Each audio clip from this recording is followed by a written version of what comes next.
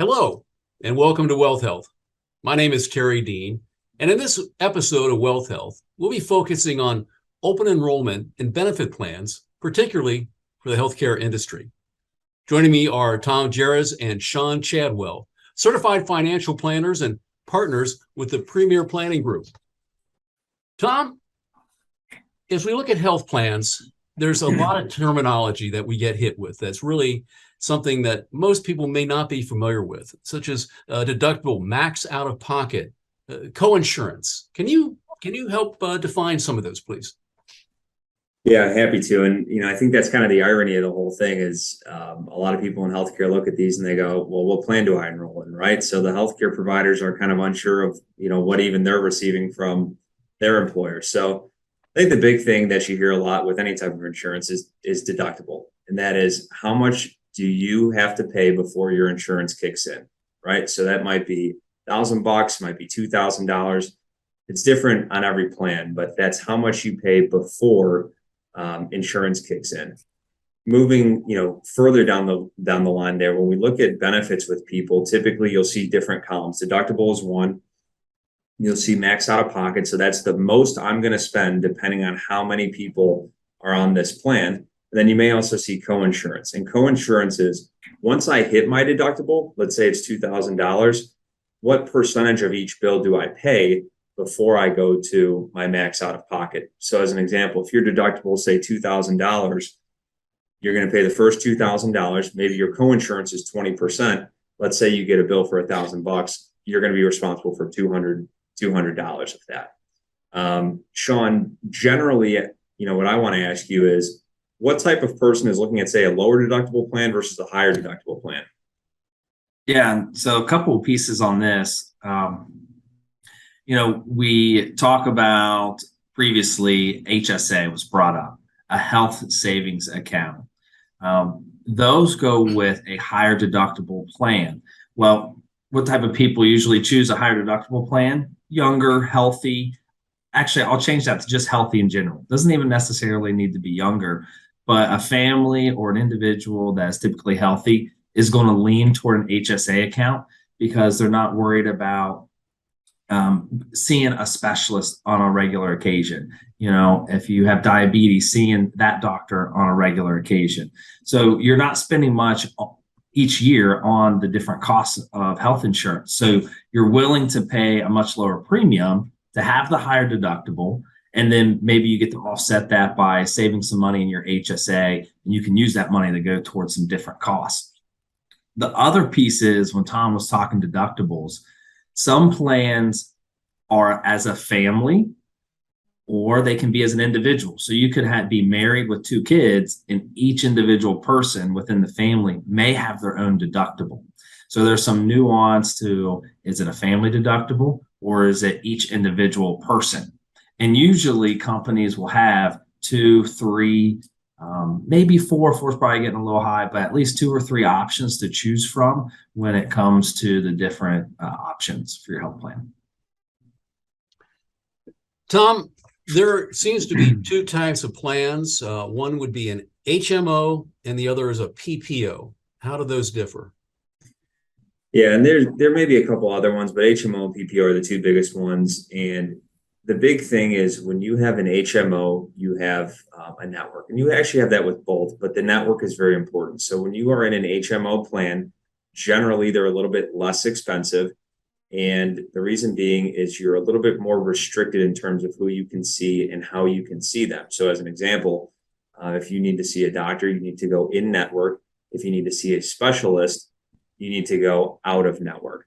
Or I'm sorry, you need to have a referral, excuse me. You need to have a referral from your primary care physician to see the specialist. If you have a PPO, there still is a network. So as long as you're going in network, your cost is going to be a little bit lower. There's more flexibility if you go out of network. But the big thing is, if you need to see a specialist, you don't need a referral. You just have a little bit more flexibility. And Terry, like anything else, with flexibility, you pay a little bit more, but to some people, that's a good thing. Yeah, and I think... Oh, I'm sorry. Go ahead, Sean. I was going to say, in this area, the only thing is, a lot of times you don't get a say in if you have HMO or PPO. That's coming from the organization. So if your organization has an HMO plan, then from there you need to go look at your doctors and see what networks they're in. Because especially with HMO, you want to make sure that the right doctors are in your network, and you want to stay in network because the expense of going outside goes up quite a bit, and that applies to the deductible and the max out of pocket. So if you want to get the most bang for your buck, you want to stay in that network as best as possible. You know, gentlemen, it's obvious that if, regardless of how a client would be working with you, whether it's just one component of their financial strategy, they have access to you to find out information about all the things that they have to address. Maybe it's company plans that are being offered that they're not sure about.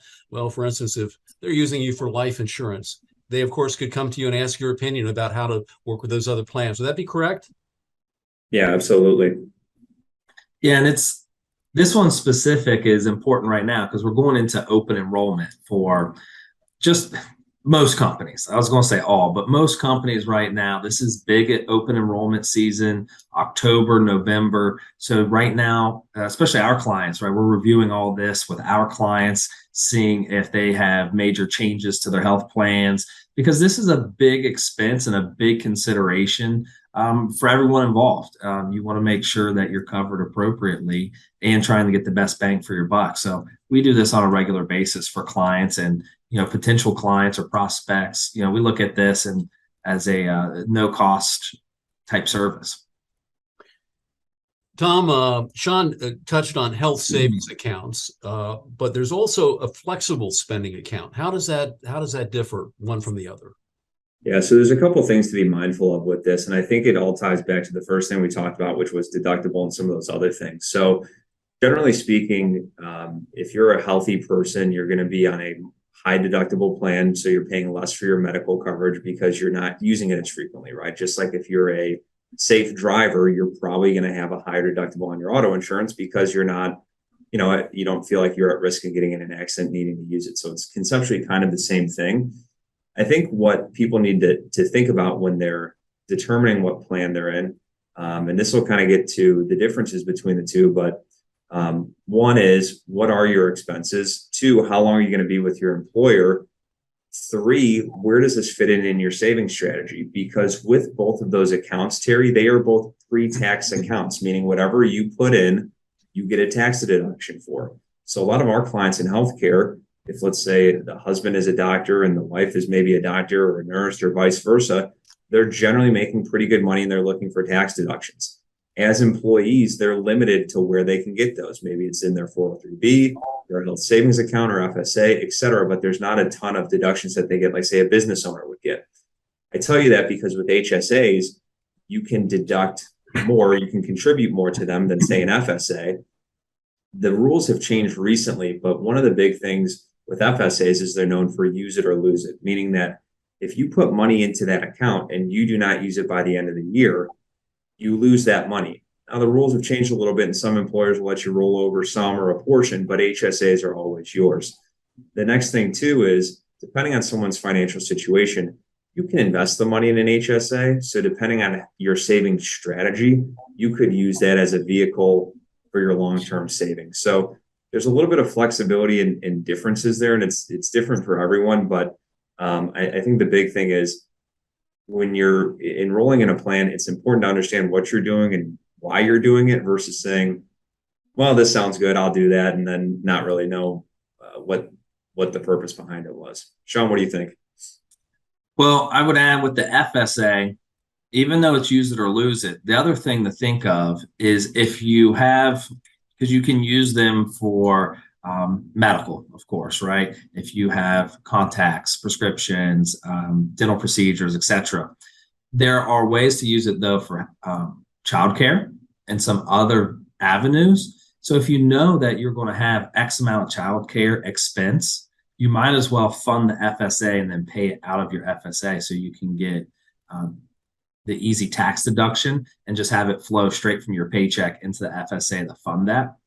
So those are some things if you know you have certain expenses coming up. Again, there's tax deductions and benefits to using the FSA, but long term, like Tom was saying, the HSA is a great vehicle. Over time, if you stay healthy and you don't use it, going into retirement, it can be a really large bucket that has been invested that allows you to help you with Medicare potentially. Once you're 65, you can pull it out just like a retirement account, not pay any penalties. So there's some other ways to use the HSA in the future as well, and can be a great bucket. Tom, Sean, thank you for your insight and information and your time.